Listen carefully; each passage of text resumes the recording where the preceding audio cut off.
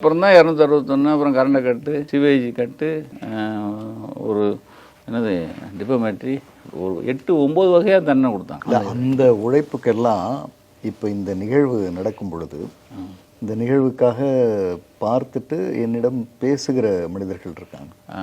அந்த மனிதர்கள் இந்த மொத்த நக்கீரன் டீமையும் பாராட்டுறாங்க. நான் சொன்னேன்ல, இதுதான் டீமுங்கிறதுல அதான் சார். தருண் தேஷ்பால்னு ஒருத்தர் டெகல்கா, அவர் வந்து நான் உள்ள ஜெயிலில் இருக்கேன், அப்போ அவர் வராரு. அவர் வந்து டெகல்காவுடைய டெகல்கா. ஆமாம்.